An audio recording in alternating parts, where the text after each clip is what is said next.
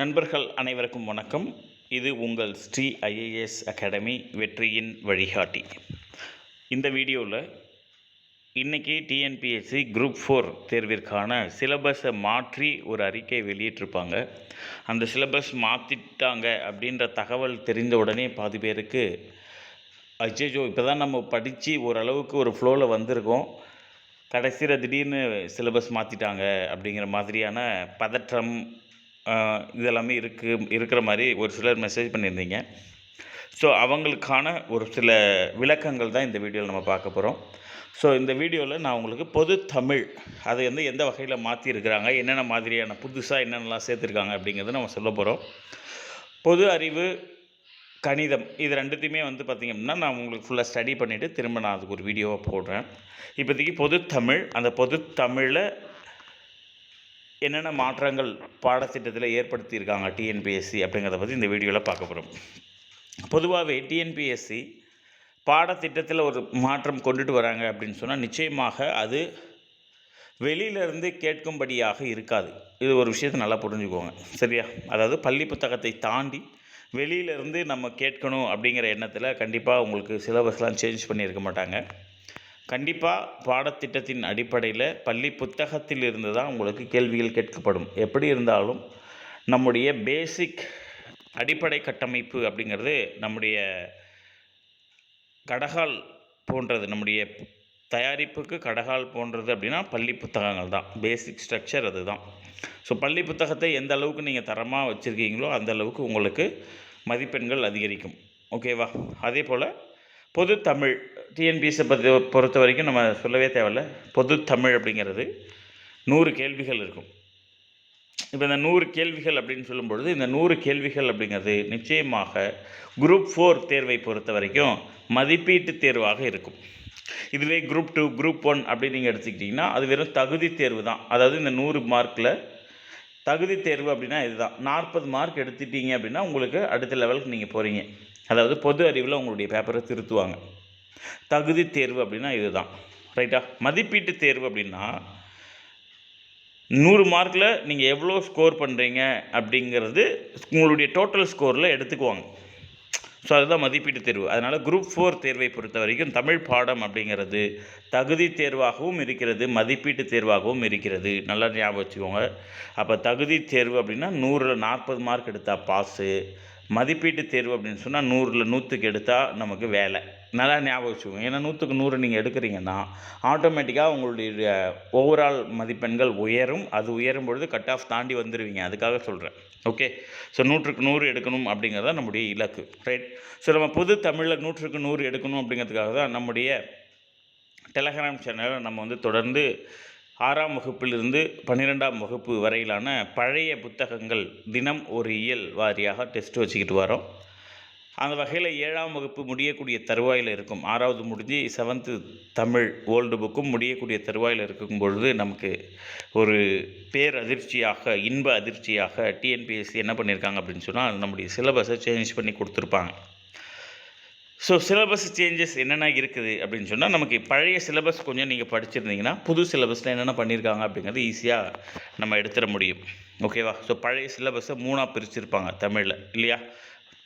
பகுதி ஆ, ஆ, இ 3ஆக பிரிச்சுருப்பாங்க. பகுதி ஆ அப்படிங்கிறதுல இந்த இலக்கணம் அப்படிங்கிறது வரும், இல்லையா? ஸோ பகுதி ஆவில் இலக்கணம் அப்படிங்கிறது வரும். பகுதி ஆ அப்படிங்கிறதுல இலக்கியம் வந்துடும். அதாவது அதில் தான் 50 காப்பியம், 5 காப்பியம், 8 தொகை, 10 பாட்டு, அரை இலக்கியங்கள் தொடர்பான நூல்கள் இது எல்லாமே வரும். பகுதி இ அப்படின்னு நீங்கள் எடுத்துட்டிங்கன்னா தமிழ் அறிஞர்களும் தமிழ் தொண்டும் அப்படின்னு சொல்லி ஒரு பெரிய ஒரு சிலபஸ் கொடுத்துருப்பாங்க. பட் இப்போதைக்கு நமக்கு என்ன பண்ணியிருக்கிறாங்க அப்படின்னா இந்த ஆ பார்ட் பியும் பார்ட் சியும் ரொம்பவே ஷார்ட்லிஸ்ட் பண்ணிட்டாங்க. ஸோ இதுக்கு நீங்கள் ரொம்ப பெருசாக படிக்கணும் அப்படிங்கிற அவசியம் கிடையாது. நல்லா ஞாபகம் வச்சுக்கோங்க. நம்முடைய சுமை நம்ம பொதுவாக சொல்கிறது 6ஆம் வகுப்பிலிருந்து 10ஆம் வகுப்பு வரையிலான தமிழ் புத்தகத்தை நல்லா படிக்கணும் அப்படின்னு சொல்லுவோம். ஆனால் இப்போ அந்த அளவுக்கு கூட நமக்கு பேர்டன் கிடையாது, ரொம்பவே கம்மி பண்ணிட்டாங்க. 6ஆவதுலேருந்து 10ஆவது வரைக்கும் கூட நீங்கள் படிக்க தேவையில்லை. செலக்டடாக, அதாவது குறிப்பிட்டு இருக்கக்கூடிய தலைப்புகளை மட்டும் படித்தால் போதும். நிச்சயமாக பொது தமிழில் நம்ம நிறைய மதிப்பெண்கள் ஸ்கோர் பண்ண முடியும். சரிங்களா? ஸோ அப்போ இந்த ஆ மற்றும் இ இது ரெண்டுத்தையும் ரொம்பவே ஷார்ட் லிஸ்ட் பண்ணிட்டாங்க, விட்டுடுங்க. இந்த ஆ இருக்குல்ல, இலக்கணம் இருக்குல்ல, இதை தான் என்ன பண்ணிடுறாங்க அப்படின்னா விரிவாக்கி கொடுத்துருக்காங்க சார். ரைட்டா? ஸோ அப்போ ஆ அப்படிங்கிறதுல என்னென்ன கொடுத்துருக்காங்க அப்படின்னு சொல்லி பார்த்தீங்கன்னா, ஃபஸ்ட்டு அலகு 1லேருந்து அலகு 7 வரைக்கும் இங்கே இருக்கு இல்லையா, அலகு 1லேருந்து அலகு 7 வரைக்கும் தமிழ் பாடப்பகுதி கொடுத்துருப்பாங்க. இந்த அலகு 7 விட்டுடுங்க, அலகு 6 வரைக்கும் நமக்கு இலக்கணம் தான் இருக்கும். அந்த இலக்கணங்கள் எங்கெங்கே இருக்குது, இதுக்கு முன்னாடி என்னென்ன இருந்துச்சு அப்படிங்கிறத நான் உங்களுக்கு சொல்கிறேன், கேட்டுக்கோங்க. சரியா? ஸோ பகுதி 1 இலக்கணம். ஜென்ரலாக இலக்கணம் அப்படின்னு சொல்லி 25 கேள்விகள் கேட்பாங்க. இது நமக்கு பழைய தேர்வு முறைப்படி 30லேருந்து 35 கேள்விகள் வரை வர்றதுக்கு வாய்ப்பு முன்னாடி இருந்துச்சு.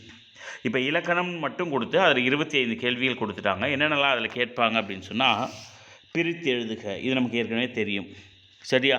நீங்கள் பழைய சிலபஸ் எடுத்து பார்த்தீங்கன்னா அதில் 3வது பாயிண்ட்டாக இருக்கும். ஆவில் 3வது பாயிண்ட்டாக இருக்கும் இந்த பிரித்து எழுதுக.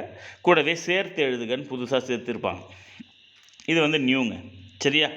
ஸோ சேர்த்து எழுதுக அப்படிங்கிறது உங்களுக்கு நியூவாக கொடுத்துருப்பாங்க, மறக்காமல் ஞாபகம் வச்சுக்குவேன். ஓகேவா? ஸோ பிரித்து எழுதுக, சேர்த்து எழுதுங்கிறது நியூவாக கொடுத்துருப்பாங்க.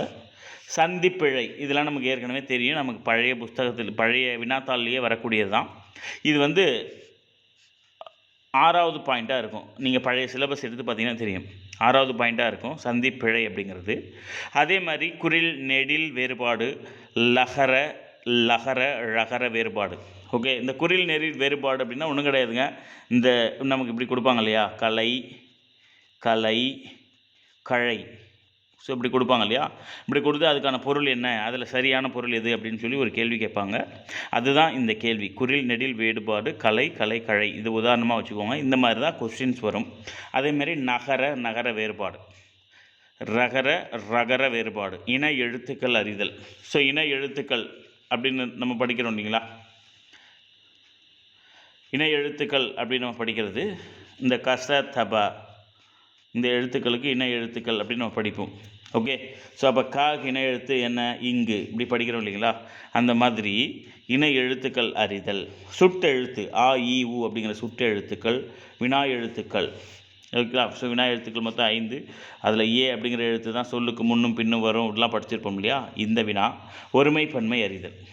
இது எல்லாமே வந்து பார்த்தீங்க அப்படின்னு சொன்னால் நமக்கு பழைய புத்தகத்தில் இருக்கக்கூடிய பழைய சிலபஸில் இருக்கக்கூடியதாங்க. சரியா? அதே போல் வேர்ச்சொல் அறிதல். இங்கே பாருங்க, சொல்லு எழுத்து சொல்லுன்னு பிரிச்சுட்டு சொல்லில் வேர்ச்சொல் அறிதல். இந்த வேர்ச்சொல் அறிதல் அப்படிங்கிறது பழைய சிலபஸை நீங்கள் எடுத்து பார்த்தீங்கன்னா அதில் 10வது யூனிட்டாக இருக்கும், 10வது பாயிண்டில் இருக்கும் வேர்ச்சொல். அதே மாதிரி 11வது பாயிண்ட்டாக இருக்கும் இந்த வேர்ச்சொல்லிலிருந்து வினைமுற்று, வினையெச்சம், வினையால் அணையும் பெயர், இதோடைய வகைகள். அது நீங்கள் பழைய சிலபஸ் எடுத்து கம்பேர் பண்ணி பாருங்கள், உங்களுக்கு தெரியும். 11வது பாயிண்டில் வேர்ச்சொல் கொடுத்து வினைமுற்று, வினையெச்சம், வினையால் அணையும் பெயர்கள் இது எல்லாத்தையும் கொடுங்க அப்படின்னு சொல்லி கேட்டிருப்பாங்க. அதே மாதிரி எழுத்துப்பிழை, ஒற்றுப்பிழை அறிதல் அப்படின்னு சொல்லி 2 வினைச்சொற்களுடைய வேறுபாடு அறிதல். ஓகேங்களா. ஸோ 2 வினைச்சொற்களுடைய வேறுபாடு அறிதல். இது எல்லாமே வந்து பழைய சிலபஸில் 10, 11 இருக்கக்கூடிய விஷயங்கள். அலகு 2 சொல் அகராதி அப்படின்னு சொல்லி கொடுத்துருப்பாங்க. சொல் இலக்கணத்துலேருந்து இந்த எதிர்ச்சொல் எழுதுக அப்படின்னு சொல்லி கொடுத்துருப்பாங்க. பழைய யூனிட்டில் 4வது யூனிட்டாக இருக்கும், பழைய சிலபஸில் 4வது யூனிட்டாக இருக்கும். எதிர்ச்சொல் எழுதுக, ஓர் எழுத்து ஒரு மொழி 9வது யூனிட்டாக இருக்கும். பழைய சிலபஸில் 9வது யூனிட்டு ஓர் எழுத்து ஒரு மொழி. அந்த ஓர் எழுத்து ஒரு மொழிக்கு உரிய பொருள் 42, ஒரு மொழிக்கும் ஒரு பொருள் இருக்கும், படிச்சிருப்போம் இல்லையா. அந்த பொருள், ஒரு பொருள் தரும் பல சொற்கள், பல பொருள் தரும் ஒரு சொற்கள். புரியுங்களா. ஒரு பொருள் பன்மொழி, இரு பொருள் குறிக்கும் சொற்கள், பேச்சு வழக்கு, எழுத்து வழக்கு. ஓகே, கிணறு, கிணற்று, இந்த மாதிரியானது இருக்குங்களா. இதெல்லாம் வந்து புதுசாக நமக்கு கொடுத்துருக்கக்கூடிய விஷயங்கள்.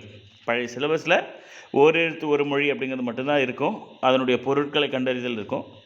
இது எல்லாமே ஒரு பொருள் தரும் பல சொற்கள், பொருந்தா சொல்லை கண்டறிதல், அகரவரிசை எல்லாமே நமக்கு பழைய சிலபஸ்லேயே இருக்கும். ஓகே, அகரவரிசை எல்லாமே பழைய சிலபஸில் நீங்கள் எடுத்து பார்த்தீங்கன்னா இந்த அகரவரிசை அப்படிங்கிறது 12வது பாயிண்ட்டாக இருக்கும். அகரவரிசைப்படி தேர்வு செய்க அப்படிங்கிறது 12வது பாயிண்ட்டாக இருக்கும். அதே மாதிரி விடைக்கேற்ற வினாவை தேர்வு செய்தல், ஸோ அது பின்னாடி வருது. Okay, right.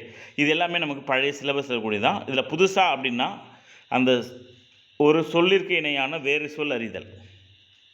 சோறு அப்படிங்கிறதுனுடைய வேறு சொல், மொழி அப்படிங்கிறதுனுடைய வேறு சொல்.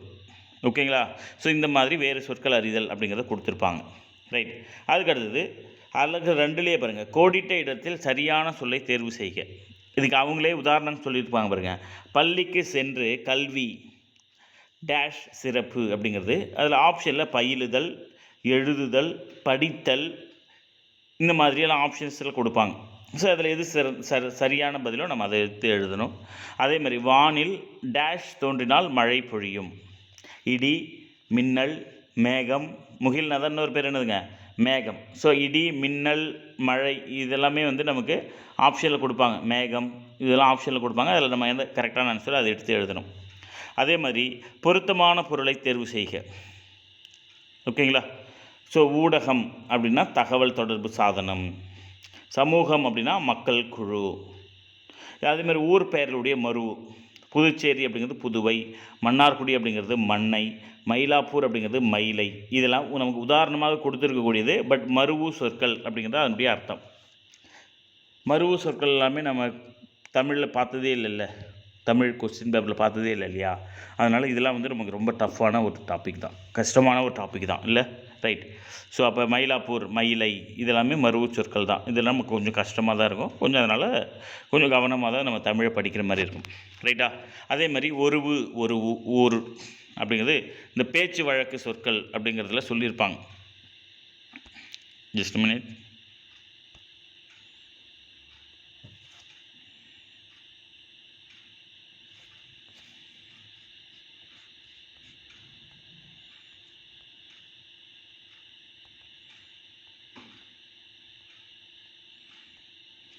ஓகேங்களா? ஸோ ஒரு அப்படிங்கிறது பேச்சு வழக்கு சொற்களுக்கு இணையான தமிழ் சொற்கள். வெத்தலை அப்படின்னா வெற்றிலை, சுவற்றில் அப்படின்னா சுவரில். ஓகே. ஸோ அதெல்லாம் சொல்லுவாங்க இல்லையா? அதெல்லாமே அந்த பேச்சு வழக்கு சொற்களுக்கு இணையான நாற்காலி, நாற்காலி. ஓகேங்களா? ஏஞ்சி போ, எழுந்து செல் அப்படின்லாம் இருக்கும்ல, அதுதான். ரைட். அதே மாதிரி பேச்சு வழக்கு தொடர்களில் உள்ள பிழைகளை திருத்தம். நேற்று மழை பெஞ்சது, அதை சரியாக்கி கொடுத்துருக்காங்க. நேற்று மழை பெய்தது. சொற்களை இணைத்து புதுச்சொல் உருவாக்குதல். ஸோ இது வந்து நமக்கு டிஎன்பிசியில் அடிக்கடி கேட்பாங்க. ரைட்டா? நேற்று மழை பெய்தது, அதனால் நீர்நிலைகளில் வெள்ளம் பெருகியது. அப்போ இணைப்பு சொல் கொடுத்துருப்பாங்க. அல்லது, ஆல், பிறகு, இதுவும் அல்ல, எனவே, ஏனெனில். இதெல்லாம் என்னென்னா இணைப்பு சொல். ஆகையால், அதுபோல் வருதுல, இதெல்லாம் இணைப்பு சொல். இந்த சொல்லை இணைத்து புதிய வாக்கியத்தை நம்ம உருவாக்கணும். இதுவும் நமக்கு ப்ரீவியஸாக வினாக்களில் கேட்கக்கூடியது தான். அதனால் வந்து ரொம்பலாம் கடினம் அப்படின்லாம் கிடையாது. ஸோ பேச்சு வழக்கு, அதில் இருக்கக்கூடிய பிழைகள் திருத்துதல் 1, அதே மாதிரி சொற்களை இணைத்து புதிய சொல் உருவாக்குதல் 1, அவ்வளோதான். பல பொருள் தரக்கூடிய ஒரு சொல்லை கூறுக. சரிங்களா? அப்போ பதம், மொழி, கிளவி இதெல்லாமே எழுத்து வகையை குறிக்கக்கூடிய ஒரு சொல். இந்த மாதிரி கேட்பாங்க. ஸோ அது கொஞ்சம் மறக்காமல் ஞாபகம் வச்சுக்குவேன். சரிங்களா? உதாரணத்துக்கு சொல்லணும் அப்படின்னா இந்த கொடுத்துருக்காங்க பாருங்கள். இந்த கமலம், கஞ்சம், முளரி, பங்கயம் இதெல்லாமே தாமரையை குறிக்கக்கூடியது. ஓகே. ஸோ இந்த மாதிரி நிறைய நமக்கு பள்ளி புத்தகத்தில் இருக்கும். அதெல்லாம் நம்ம தேரணும். அழகு 3 எழுதும் திறன் கேட்குறாங்க. சொற்களை ஒழுங்குபடுத்தி சொற்றொடர் அமைத்தல். ஓகேங்களா? சொற்களை ஒழுங்குபடுத்தி சொற்றொடர் அமைத்தல் அப்படிங்கிறது இது வந்து நமக்கு பழைய சிலபஸில் 13வது பாயிண்டில் இருக்கும். பாருங்கள், எடுத்து பாருங்கள், தெரியும். ஓகேங்களா? சொற்களை ஒழுங்குபடுத்தி சொற்றொடர் அமைத்தல் அப்படிங்கிறது பழைய சிலபஸில் 13வது பாயிண்டில் இருக்கும். அதே மாதிரி பழைய சிலபஸில் 18வது பாயிண்டில் இது இருக்கும். செய்வினை, தன்வினை, பிறவினை, ஒருமைப்பன்மை இதெல்லாமே 18வது பாயிண்டில் இருக்கும். எடுத்து பாருங்கள், உங்களுக்கு தெரியும். சரிங்களா? அதே மாதிரி திணை மரபு, மரபு தமிழ் அப்படின்னு சொல்லி இந்த மரபு பெயர்கள் கேட்பாங்க இல்லையா? அதாவது கிளி பேசும், காகம் கரையும், குயில் கூவும், ஆந்தை அலரும் படிச்சிருப்போம்ல. அதே மாதிரி இளமை மரபு பெயர்கள் புலி பழர், சிங்கக்குருளை, ஓகேவா, கன்று குட்டி, யானை கன்று அப்படிலாம் வரும்ல, அதுதான். ஸோ அதெல்லாமே வந்து அந்த மரபு பெயர்கள் எல்லாமே இருக்கும். அதையும் கேள்விகள் கேட்பார்கள். சரியா? கன்றுகளுடைய இளமை பெயர்கள் பசுக்கன்று, ஆட்டுக்குட்டி, அதே மாதிரி ஒளி மரபு, வினை மரபு, தொகை மரபு இதெல்லாம் இருக்குது இல்லைங்களா? ஸோ இது எல்லாமே கண்டிப்பாக நம்ம ஏற்கனவே அந்த மரபு அப்படிங்கிறதுல கேட்டிருப்பாங்க. அது வந்து இங்கே நமக்கு விரிவாக கொடுத்துருக்காங்க. அவ்வளோதான், வேறு ஒன்றும் கிடையாது. கலைச்சொல் அறிகள் அழகு 4 பார்த்திங்க அப்படின்னா கலைச்சொல். கலைச்சொல் அப்படின்னா ஒன்றும் கிடையாதுங்க. இங்கிலீஷில் கொடுத்துருப்பாங்க, நம்ம தமிழில் அதை எழுதணும். ஓகே, இங்கிலீஷில் கொடுத்துருப்பாங்க, அதுக்கான தமிழ்ச்சொல் அறிந்து எழுத வேண்டும். உதாரணத்துக்கு இதை கொடுத்துருக்காங்க, ஒரு சர்ச் என்ஜின் அப்படின்னா தேடுபொறி, வலசை அப்படின்னா மைக்ரேஷன், ஒவ்வாமை அப்படின்னா அலர்ஜி, மரபணு அப்படின்னா ஜீன், கடல் மைல் அப்படின்னா நாட்டிக்கல் மைல், எஜுகேஷன் அப்படின்னா கல்வி, புக் அப்படின்னா புத்தகம். ஸோ இந்த மாதிரி கலைச்சொற்கள். இந்த கலைச்சொற்கள் அப்படிங்கிறது எதை பேஸ் பண்ணி இருக்கும் அப்படின்னா அறிவியல், கல்வி, மருத்துவம். இதை பேஸ் பண்ணி பள்ளி புத்தகத்துக்கு பின்னாடியே கொடுத்துருப்பாங்க. ஒவ்வொரு யூனிட்டுக்கு பின்னாடியே கலைச்சொல் அறிகளை கொடுத்துருப்பாங்க. அதை தனியாக எழுதி வச்சுக்கிட்டிங்கன்னா அதிலேருந்து 10 கேள்விகள் வரும். அதே மாதிரி வாசித்தல், புரிந்து கொள்ளக்கூடிய திறன் 15 கேள்விகள் இதிலேருந்து வருது. அதாவது ஒரு பேராகிராஃப் கொடுத்துட்டு அந்த பேராகிராஃப்லேருந்து 2 கேள்விகள், 3 கேள்விகள், 4 கேள்விகள், 5 கேள்விகள் கேட்பார்கள். அந்த பேராகிராஃபை பற்றி படிச்சிங்கன்னா அதுக்குள்ளேயே நமக்கு ஆன்சர் கிடச்சிடும். ஸோ அதனால் இது வந்து பெருசாக நம்ம பயப்படலாம் தேவை கிடையாது. சரிங்களா? அதே மாதிரி மரபு தொடரின் பொருள், உவமை தொடருடைய பொருள் அறிதல்.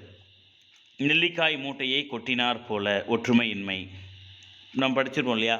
ஸோ அந்த மாதிரி உவமை தொடருடைய பொருள் அறிதல், பழமொழிகளுடைய பொருள் அறிதல், இது எல்லாத்தையுமே வந்து புதுசாக கொடுத்துருப்பாங்க. இதில் நமக்கு புதுசாக என்ன கொடுத்துருக்காங்கன்னா ஆவண உள்ளடக்கங்களை புரிந்து கொள்ளும் திறன் அப்படின்னு ஒன்று கொடுத்துருப்பாங்க. இது என்ன அப்படிங்கிறத நான் வந்து எனக்கு தெரிந்த நண்பர்கள்கிட்ட கேட்டுட்டு நான் உங்களுக்கு ஷேர் பண்ணுறேன். ஓகேவா?